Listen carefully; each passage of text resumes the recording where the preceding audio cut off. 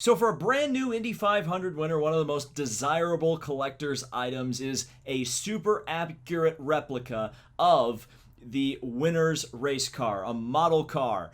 And you're in luck because for Simon Pagenaud's Indy 500 victory, Menards, the store which sponsored Simon Pagenaud, actually had cars ready to go so that you can buy your own super accurate version of the number 22 Menards car that won the Indianapolis 500. Do you want to see it? Oh, by the way, it's only $3, and you're about to see why.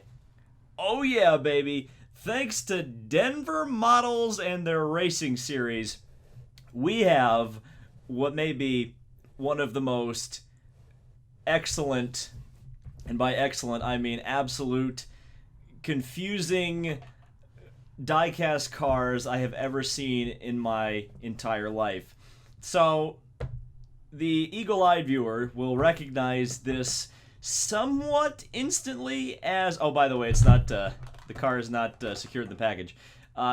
You will probably recognize this car as a 91 or 92 Williams Formula One car with a driver which is not particularly proportional with the rest of the car. And also, the car has grooved tires. We'll take a closer look at this car once we get out of the box. But interesting, because we've actually been having a debate recently about spec racing in racing series.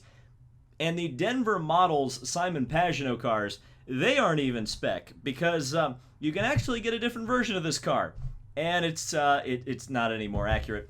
We have the McLaren version of Simon Pagenaud's IndyCar.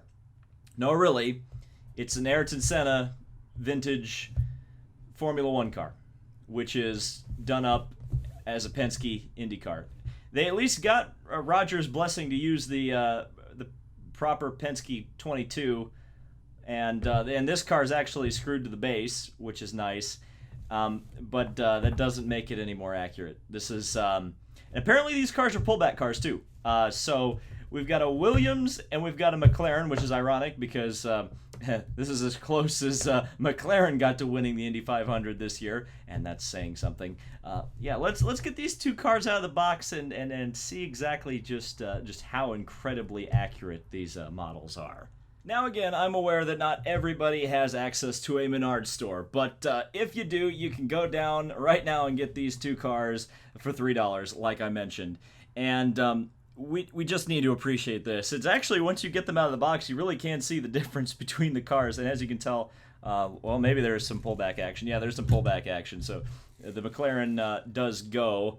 I don't know, imagine the Williams does too. Let's try to focus in here and get you some of this sexy detail. I have to tell you that the actual wheels that they chose are not that far off of what the real life car looks like. If I could ever focus this thing. We do have some amazing paintwork up here at the top of the car, really well done. And of course, there's the Penske 22, the Menards logo. I guess this is technically the road course aero kit as I smack the camera. This review is about as high quality as this diecast model that I'm reviewing. We got the nice pointy nose of the McLaren here, along with the grooved tires, which are from 1998. We got a big old helmet, which is actually pretty secure, so you're not going to knock Simon Pagenaud's block off anytime soon.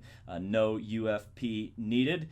And of course, we do have Simon Pagenaud's name, so he is getting a royalty check for this. Just imagine that. They are paying Simon Pagenaud because this car is produced. And then we've got Master Force down there, whatever Master Force is, and also Ultra Deck. I don't know either of those sponsors, and if they are on Simon Pagenaud's car in real life, they're very small. Look at that sticker application.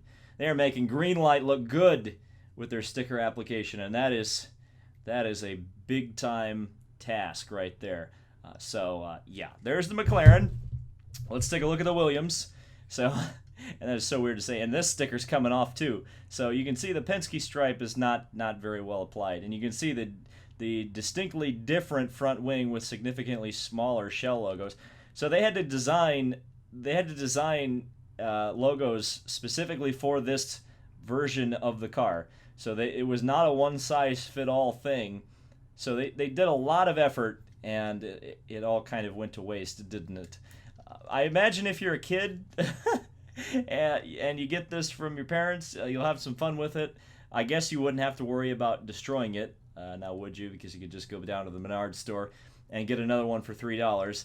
But it's just kind of funny that these things came out this year, and this was also the year that Simon Pagenaud managed to win the Indianapolis 500. And if I could ever get this back into focus after playing around with my toy cars here, let's get that in. Can I get both the cars in? Oh, yeah. It was getting both the cars in. There we go. Look at that. Beautiful DSLR quality on these incredibly high quality IndyCar models. So if you are a Simon Pagenaud fan and you want the absolute pinnacle of accuracy, you're going to want to go down to your local Menards store and pick up one of these beautiful machines. So thank you guys so much for watching a little bit more of a lighthearted video, but I still wanted to show this off. And also I just realized that this is like the 2016 scheme, isn't it? Because they've got the Menards logo on the engine cowling rather than the side pod. Man, these things are just wow. That was $6 well spent. Thank you guys so much for watching. This has been David Land on YouTube. For more serious content, subscribe, and we will see you in the next video.